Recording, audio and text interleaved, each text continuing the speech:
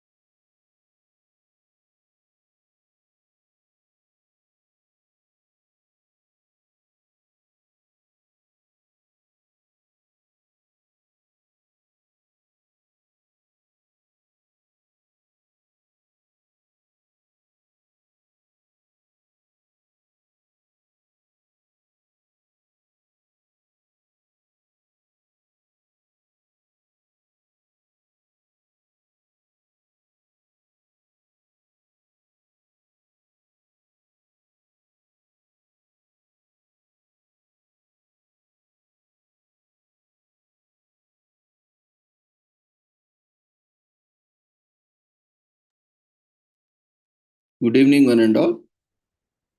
We welcome you all to the International Conference on International Independence Day celebrations 2024, commemorating Azadi Ka Amrit Mahotsav, nation celebrating 77 years of independence and United Nations Sustainable Development Goals 2015 to 2030 as part of awareness and campaigns on occasion of 78th Independence Day celebrations and also 77th anniversary of India's independence and 5th National Social Work Week 15 to 21 August 2024 organized by NAPSWI in collaboration with Sri Holistic Health Foundation India and Sri Research Institute Center for Art Sciences and Wellbeing and international and national fraternity. Before we start our sessions, let's take the blessings of Almighty.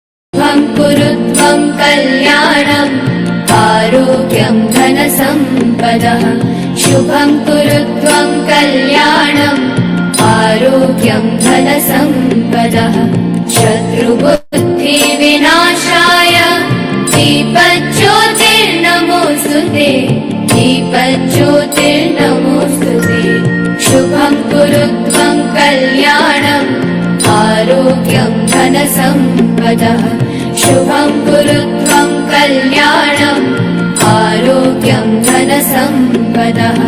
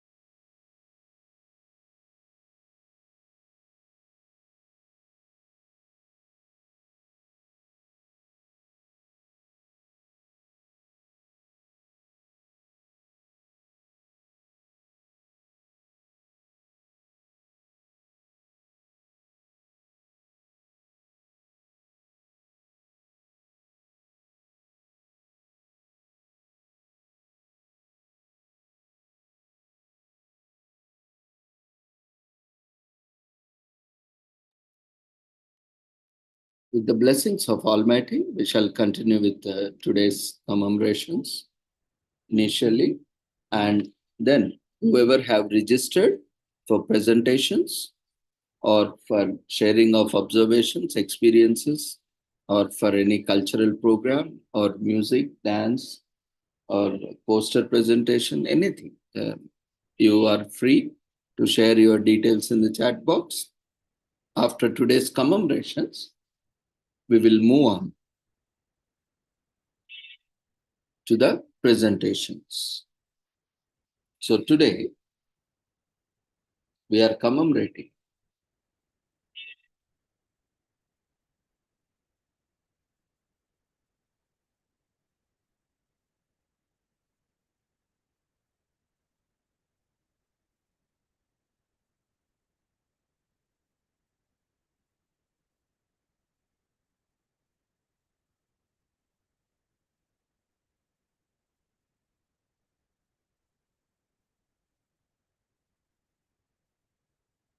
Restoration Day, that is Dominican Republic.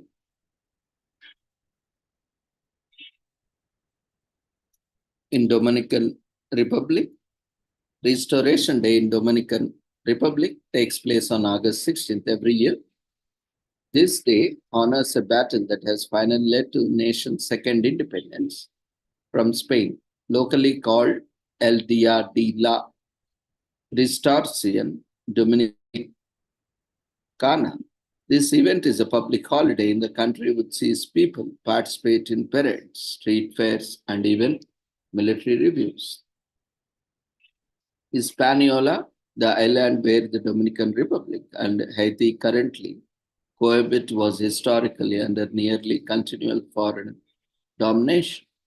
The Spanish claimed it for themselves after Christopher Columbus sighted the island in December 1942, only to fight skirmishes and claims against the French and British in the 1700s and early 1800s. Haiti declared independence by 1804, also attempting to establish control over the eastern side of Hispaniola, the land that would eventually become the Dominican Republic. They undertook a 22-year military occupation of this land while also subjecting the Spanish-occupied regions to countless invasions. The Dominicans only gained freedom from Haitian rule in 1844 when rebels ousted the Haitians, occupying their land in 1861. 17 years later, the nation was still subject to threats from Haiti, which placed the unity of Hispaniola above all else. By the time the leaders had destroyed the Dominican Republic's economy, compelling the government to return the nation to Spain, which used the occasion to reassert its influence over Latin America. So this recolonization faced massive protests right from the start and even led to a failed rebellion only a few weeks into the Spanish reoccupation. A large-scale guerrilla war broke out by 1863, with most towns and cities wholeheartedly joining the fight against the Spanish. The Spanish gave up control of the island in 1865, returning it to the Dominicans after incurring significant human and financial expenses, and the danger of American intervention in their favor. The Dominicans honored this fight to gain independence a second time with Restoration Day celebrations that take the form of military parades, fairs, events, and a day off for the general republic.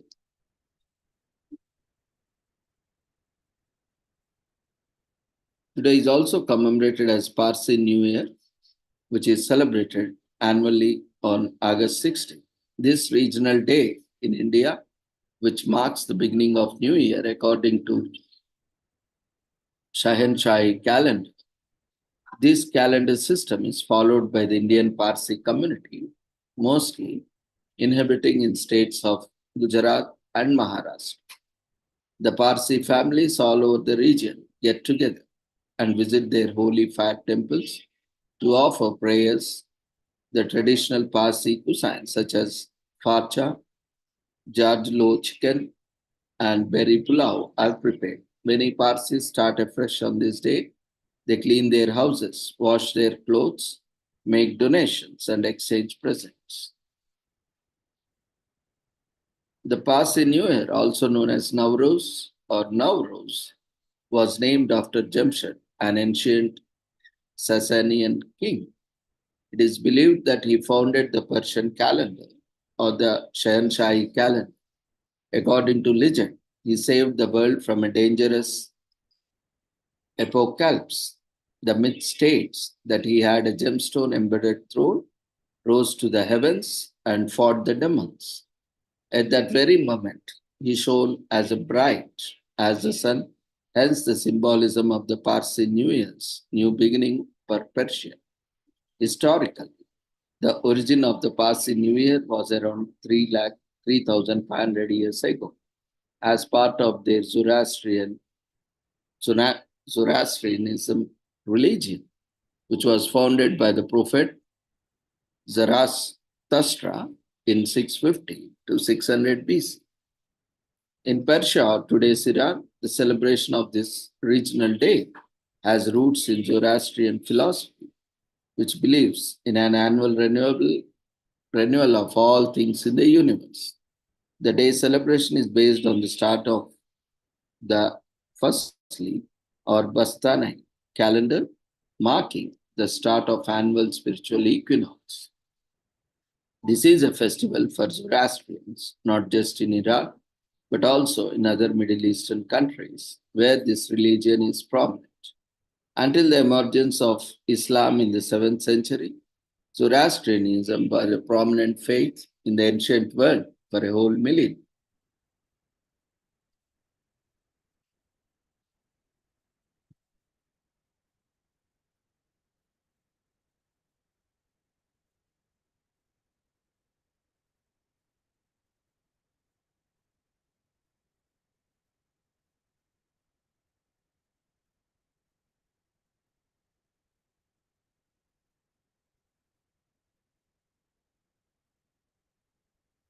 After the Muslim conquest of Persia, a re-emergence of Nowruz has been following the renaissance of the Iranian dynasties.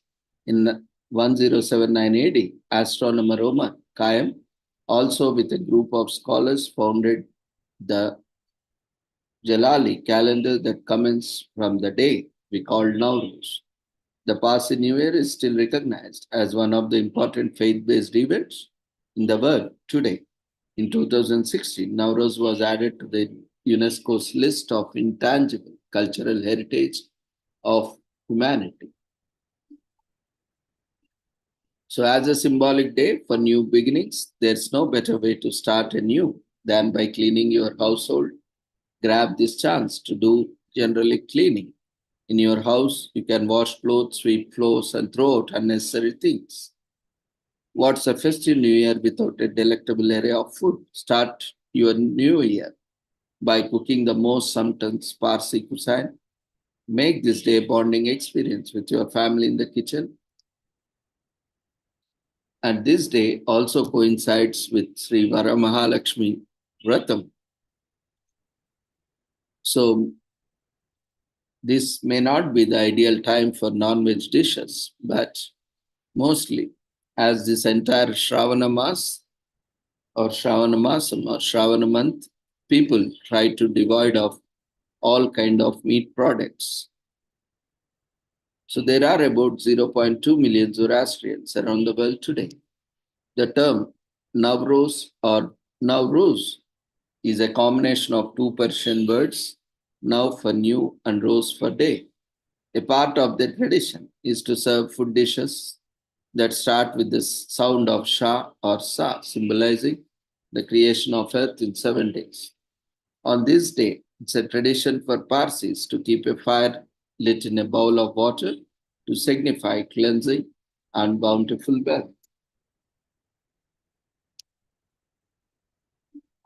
So, according to the census, there has been a decline in Parsi population in India. Celebrating Parsi New Year helps keep this religion alive. It is a good way to introduce Zoroastrianism to the coming generations.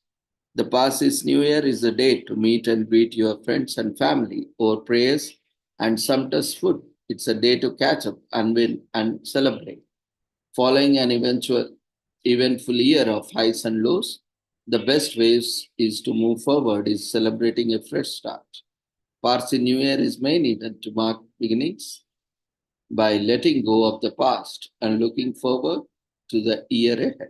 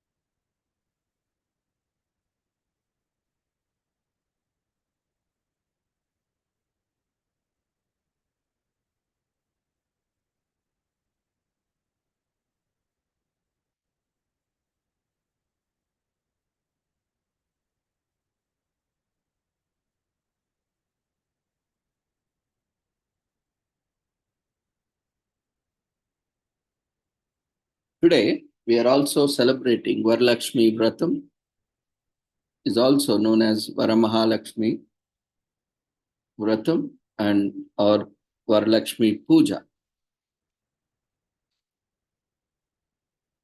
So, Goddess Varalakshmi is one of the most auspicious and divine forms of Goddess Lakshmi, known as Varamahalakshmi. So, Lakshmi and Varamahalakshmi, goddess, are both the same. See, as we know, there are different manifestations of gods and goddesses. And the word Varamahalakshmi or Varalakshmi is derived from two Sanskrit words, where Vara means boons. Who is boon giver? So Vara means boon, anything. And Lakshmi means wealth. So the giver of wealth.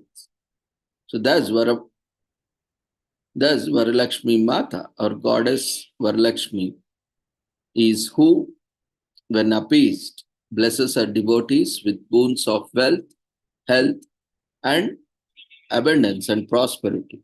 Who doesn't want wealth? Who doesn't want health? Who doesn't want abundance and prosperity? Anyone here who doesn't want any of these? Or anyone in the world who doesn't want these? No, everyone needs them. right? Everyone requires them and everyone needs it. So that's why today is very auspicious. So Varalakshmi Devi or goddess Varalakshmi is also known as Varamahalakshmi, the goddess of boon. And goddess Varalakshmi is also popularly known as, or Varalakshmi Puja is also known as Varalakshmi Vratam, that is celebrated in various parts of India and also across the world by followers. Generally, the Varalakshmi Puja is performed in every household and also in a large scale with pomp and glory, and devotees perform this festival also at a grand scale. And this year, the Varalakshmi Vratam falls on August 16, that is today, Friday, 2024. And the ideal timings for performing this vrata is from morning in Simha Lagna, Muhurat, 5:57 a.m. to 8:14 a.m. And then in Vrishchika Lagna, Muhurat, that is afternoon, 12:50 to 8 p.m. And evening, Kumbha Lagna, Muhurat from 6:55 p.m. to 8:22 p.m. And Vrishabha Lagna, Puja Muhurat, midnight, that is midnight, 11:22 to 1:18 a.m. That is in the midnight. So these are the different times, which is more auspicious. Any time is auspicious, but these are different timings in early morning, afternoon, evening, and midnight, which have a specific purpose. And at these times, who performs this puja will be gifted with various boons. And there is also a systematic ritual. Rituals or a series of rituals or activities that are involved in performing this vrat. So we'll see the significance and also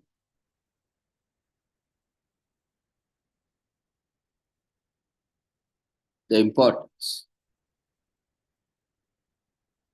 The Varalakshmi Vrat or Vratam, also known as Varalakshmi Nomulu or Nombu, depending on various languages, it might slightly differ, is a festival that falls in the holy month of Shravana, which according to Gregorian calendar falls between the months of July or August. So this Varalakshmi Vratam falls this year on second Friday on the PS month of Shravana on a day or before the full moon, that is Purnima. So Purnima is on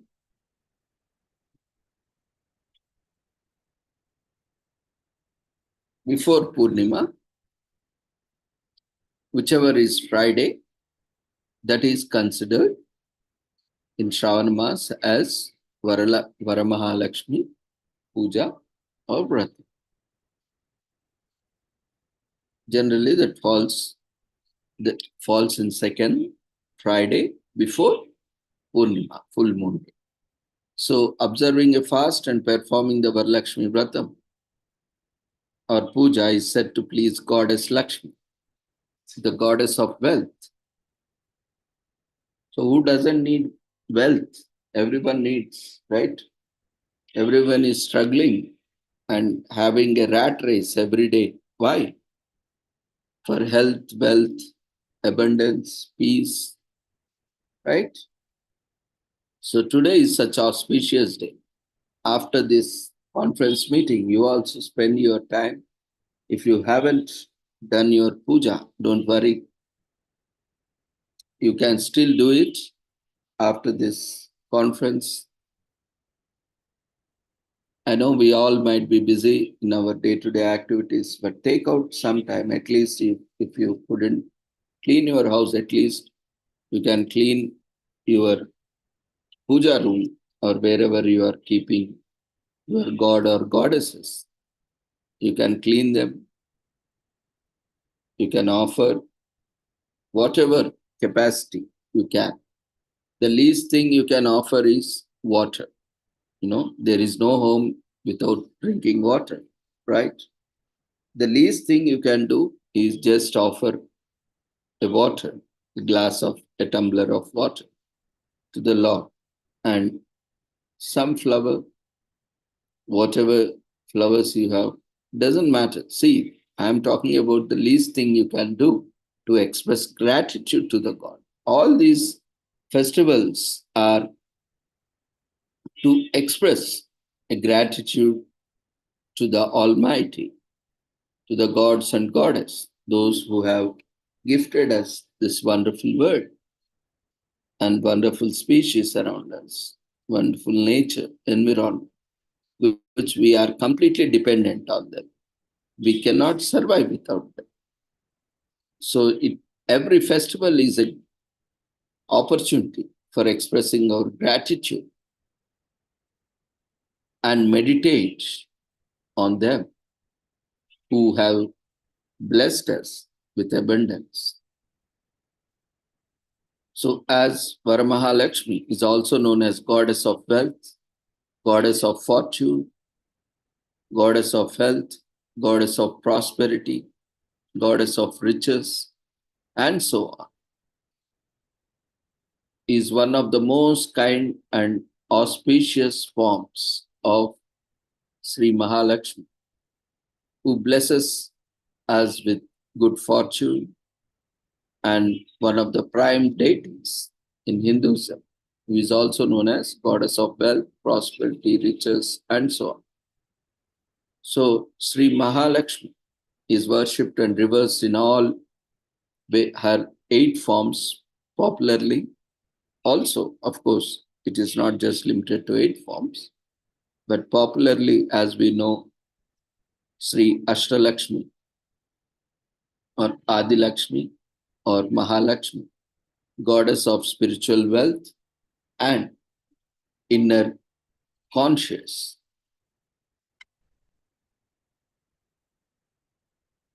Dhanalakshmi, goddess of wealth, money. Goddess Dhanya Lakshmi, goddess of food grains, agriculture produce, and anything related to food, nutrition, and also Gajalakshmi, the goddess who is giver of cattle, prosperity, and abundance, and also the power, strength, vigor. Santana Lakshmi, goddess who blesses a married couple with an offspring, progeny. Santana Lakshmi, as I have already mentioned, a boon giver of children, offsprings. Dhairya Lakshmi, goddess of courage and valor. Vijay Lakshmi, goddess of victory. Vidya Lakshmi, goddess of education, wisdom, knowledge, and arts, and so on. So that's why, who doesn't want all these things? Anyone here or anyone in the world except sannyasis, even sannyasis, the sages, the ascetics, they also need what? Wisdom. They don't need any materialistic things, but they want moksha, salvation, right? They want to get out of this birth and death life cycle that comes only by wisdom. And in many ancient texts, various other forms of Ashtalakshmi are mentioned.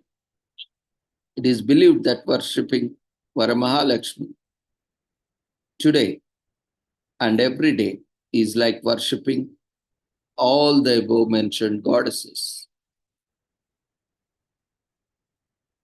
in the eternity. So that's why today, such an auspicious occasion, we wish, let's all pray together that everyone is blessed with abundance, prosperity, love, joy, wealth, health, and so on, with ample of opportunities for development. When we look at the Varalakshmi Katha, every ritual is associated with some legends where they are the empirical evidence of the benefits that this ritual gives. Unfortunately, we are very much carried away by the Western propaganda that everything has to be documented, only then we'll believe it. And so much of trash is being published, which doesn't have any significance. Today, we have seen what the modern sciences are doing. It has put the entire planet on the verge of extinction, destruction, just in 300 years. You can imagine how this planet has survived from billions and millions of years and what we human beings have done with the modern science. That is half knowledge, which is dangerous. That is what we, with half knowledge and with this modern science, which is still its infancy,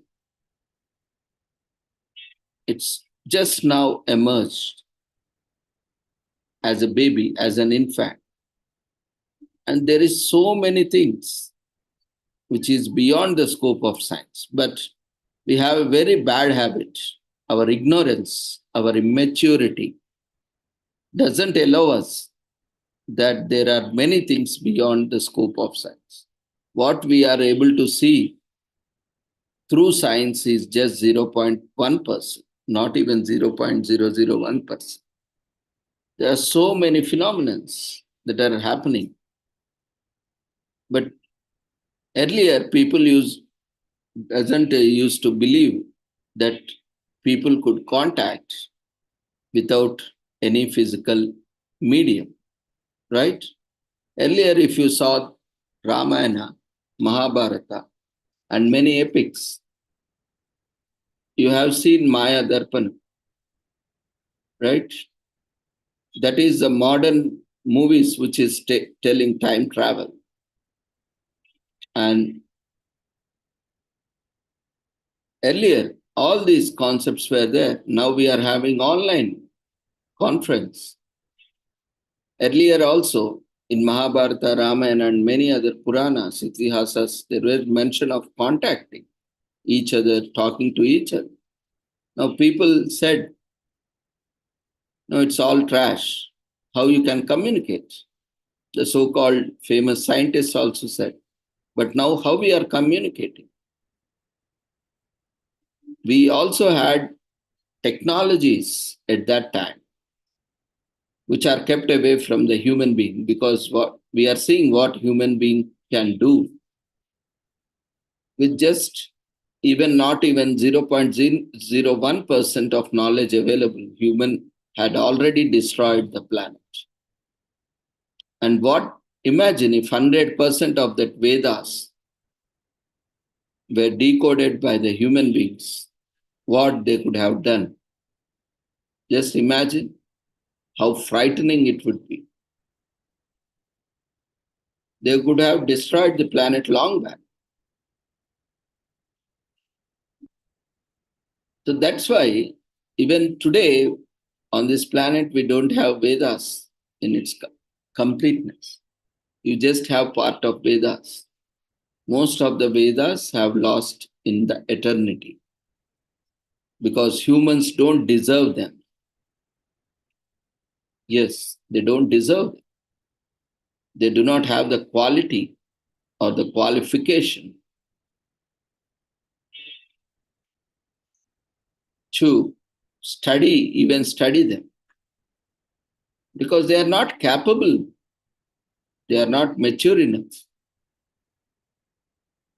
to understand them and use them appropriately. Today, what we are doing, we have invented nuclear energy, nuclear power, which was long back mentioned. That's why we need to go back to Vedas, Puranas, Itihasas. Unless and until you read them, you will not know that they were there long back. You are astonished when you saw the first time telephone was invented. But long back people were communicating. When people were communicating on moon and earth and across all parts of the moon, was there this modern telephone or cables? They still communicate. Today we are communicating through Zoom, Google Meet and whatnot. Earlier also there were technologies. Today can we deny without any physical contact? We have satellites and we have all. That is our limited arrogance. Limited science and unlimited arrogance we all human beings have, unfortunately. We should admit ourselves. We should know what we are doing. See, unless and until we accept it, we are going to be in denial mode, that cognitive distortion. Unless and until we accept, yes, that is a fact, we need to understand that what we know is just a drop of ocean. How many drops are there in ocean? Can anyone say? It's infinite.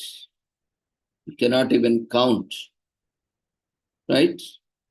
That much knowledge is there in this world. And what we know, the most knowledgeable person on this planet is having 1% of knowledge.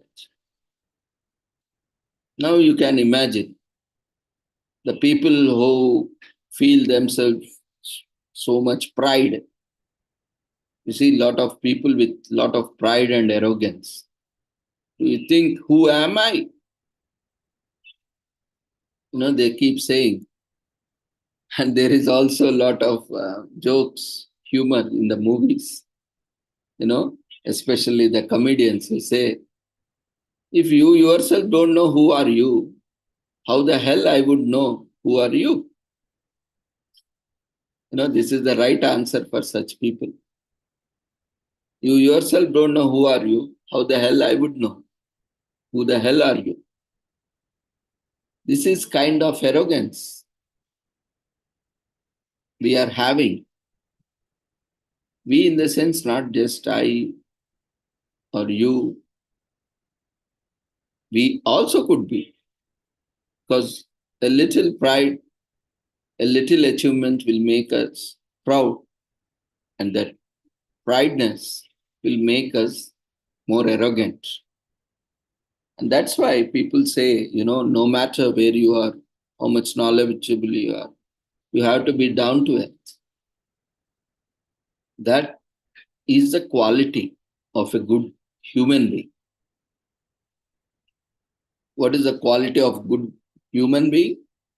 Is to be down to earth, respect each other, irrespective of age, gender, caste, ethnicity, color, and various other factors. If you are not able to see the fellow human being as a fellow being, as you would like to be treated, if you don't treat others, that means you are having a disorder, a disease.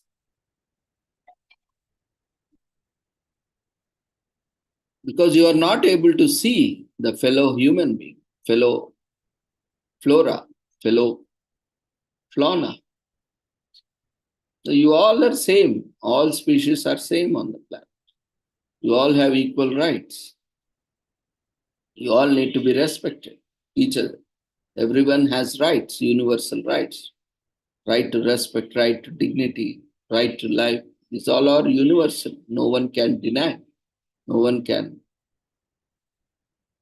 grab or deprive. If you deprive, nature will take action on. That is what nowadays human disasters are. Nature will take control. It knows how to balance it very well. You can never win over nature. It has its own ways to control. It has its own ways to punish. Now, people say nowadays, people are very a kind of thing. They do all blunders. They say, see, people are suffering and now you are commenting like you are destined to suffer. Yes, what's wrong? Why you are denying that? It's all because of our acts, human activities. We are paying for that. And when we have done, we have to accept it. Why we have to deny it? Why we have to be in denial mode? As long as we are in denial mode, we'll not even accept and will not even try to resolve it. The first solution, the first step towards the solution is to accept it. Unless and until you does not accept your mistake or your ignorance, sometimes you might not have done any mistake, but it is your ignorance, lack of knowledge, lack of awareness, or negligence, or arrogance, or your inability to learn. These one or more reasons might be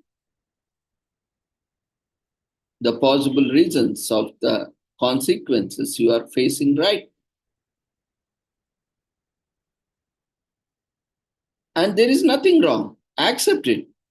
Why to deny that? Everyone is equally born with two legs, two hands, two eyes, two ears, one nose, one mouth. Is anyone having extra hand? That, of course, always there is an exception, right? That is rare cases. But we are talking about norm. The standard deviation, 95% is the norm. And the additional, 5% on the extreme sides are always there. They are exceptional cases. Like that, even in also, we have norm. Most of these, fall somewhere in between 95%. And that in that also we have a lot of variation. That bell curve, if you remember, in standard deviation graph, right? Hope everyone is aware of that because everyone might have or still in research. So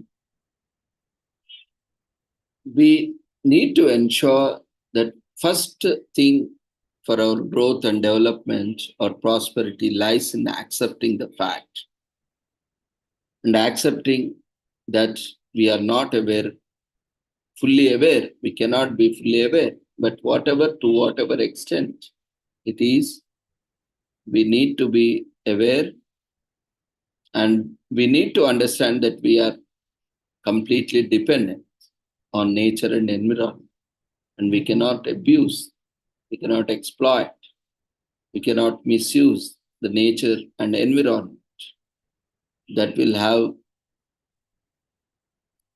severe consequences. Already we started experiencing. And this is just a beginning. This is just a trailer. This is just a trailer, teaser. There is more to come. That's why people are predicting in another 1 century, that is in another 100 years, human beings will also become extinct. because the rate of destruction we are creating is unimaginable, unmeasurable. And everyone is contributing and thinking that just me doing something bad to the planet will not impact anyone. Like that, everyone is doing bad. Again, exception. There are people who also do good, but more people are doing bad things that are impacting the planet. Now, why we are talking about this? When we are wishing for prosperity, when nature, environment, and all, God has gifted us with this wonderful nature, environment, natural resources, what we are doing? We are destroying them instead of using them in a proper manner and also making them flourish, and also with that we also can flourish. But what we are doing, right? We are destroying them and we are destroying ourselves. So now also nature is curing itself, is protecting itself. Now it's a time today to pray to the goddess and say, forgive me, and I accept my ignorance. I accept my arrogance. I accept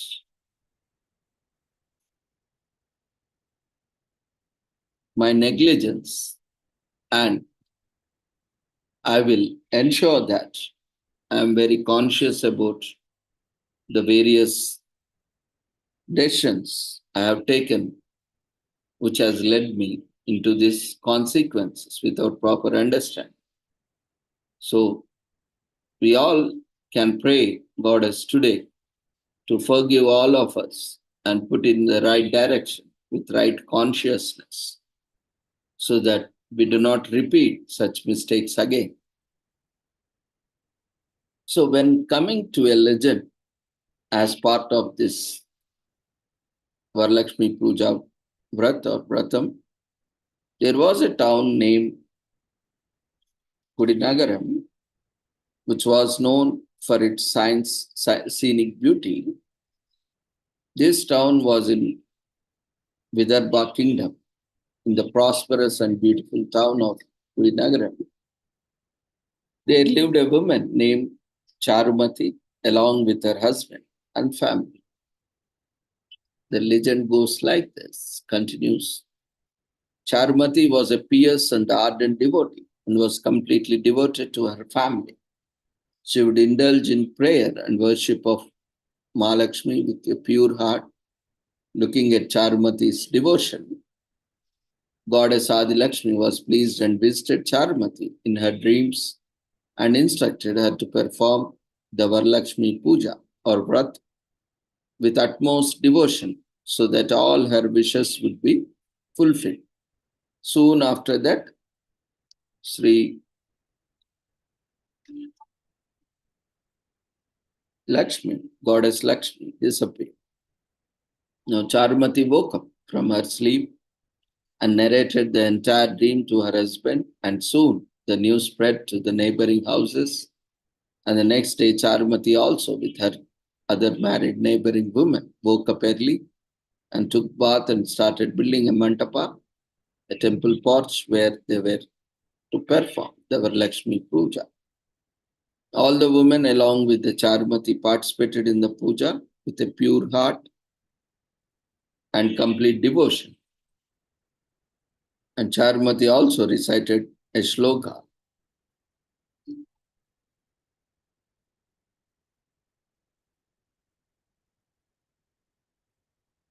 And once she recited shloka, she tied the 9 threads known as Toranam on her right wrist and offered sweets, food offerings as Naivedya, as food offerings to Varamahalakshmi.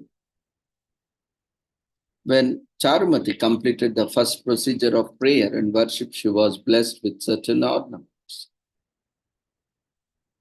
And when she completed the next stage of prayer, she was again rewarded by Devi Sri Mahalakshmi with Navaratna Kankanams, that is 9 gemstones, bangles and jewelry. And finally, when the entire puja process of Varalakshmi Vratam was devotedly performed by Charmati and fellow women, they all were blessed with enormous health and wealth and prosperity. So once the puja was done, Charmati offered tambulam, that is betel leaf and nuts, to the priest who assisted them and supervised the rituals. She then distributed the prasad, the food offerings of the Varalakshmi Vratam, among relatives, friends, and neighbors, and had led a happy and contented life. Since then, the Varamahalakshmi Vratam came to be performed by women across the world wherever they are following this tradition. Though this is popularly celebrated in South India and South Indian states, namely Andhra Pradesh, Tamil Nadu, and Karnataka, this is also celebrated in North India and other parts of India, like Maharashtra, Orissa, and also across the world where people are following this tradition. So on this day, married women also observe fast for an entire day, whoever could stay on fast, and perform the Varalakshmi Puja, asking the goddess to bless their husband with good health, longevity, and prosperity. A few newly married women or women who do not have children, and also girls who are planning to get married, pray to goddess to bless them with an offspring and pray for the well-being of the entire family. Performing the vrata is considered fruitful for self and the entire family. You can also perform the Varalakshmi Puja at home or temple by making necessary arrangements.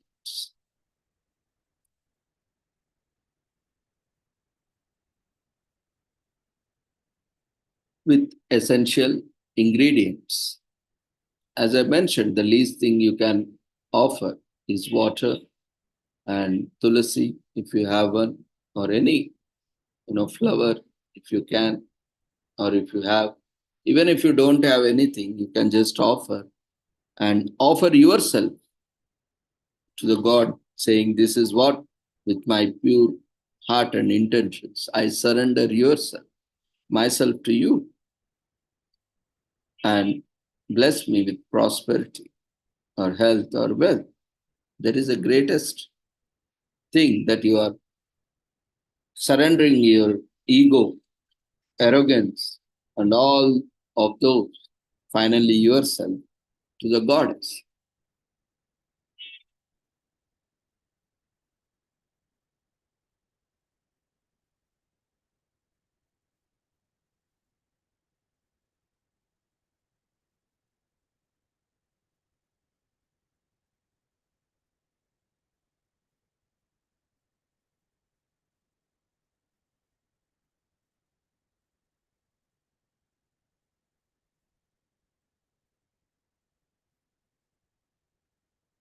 So there are various benefits of Sri Mahalakshmi Puja, and also Kuber Puja is also performed as part of this Vratam for divine grace and blessings of both Lord Kubera and Goddess Mahalakshmi, Paramahalakshmi, for attracting wealth, money, and riches, for wisdom, intelligence, prosperity, and materialistic comforts, for success in business and career, and also in performing Ashtalakshmi Puja, Yagna, Homas, and other rituals. As we have already mentioned, Ashtalakshmi collectively is the 8 divine forms and aspects of Goddess Lakshmi. Ashtalakshmi signifies 8 different manifestations of Sri Lakshmi. Worshipping and performing puja for Ashtalakshmi on this special occasion helps you attract all forms of wealth. Health is wealth. Knowledge is wealth. Like Goddess Ashtalakshmi is worshipped to attain wealth, both material and spiritual prosperity and abundance.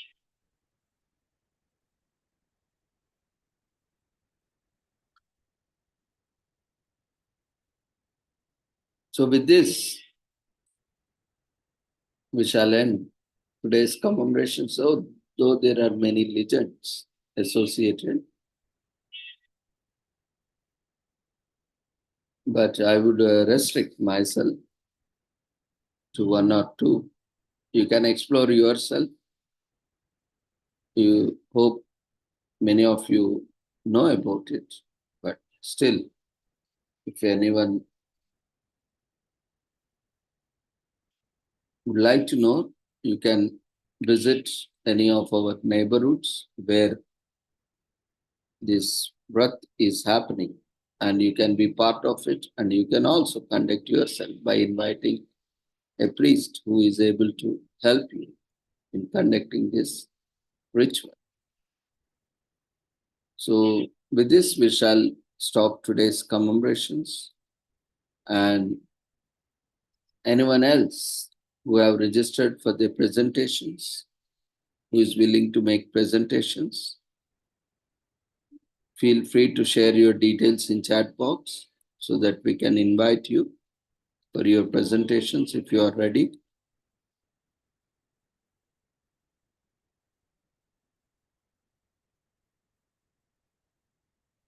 Just quickly let me know. Otherwise, we'll conclude it here because today we have the celebrations going on.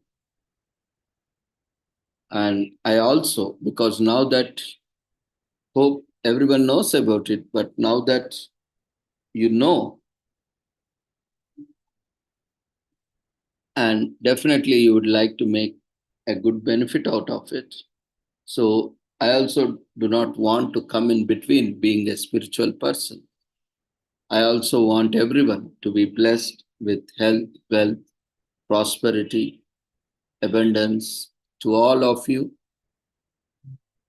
So we will conclude it today if there are no presentations, and we will all meet tomorrow at the same time, 6 o'clock, with the same joining link. So we request everyone to quickly fill up the feedback form before you leave the platform. Once again, wish you all happy Independence Day and happy National Social Work Week, and also happy Varamahalakshmi Vratam. So thank you everyone. See you all tomorrow. Take care. Good night.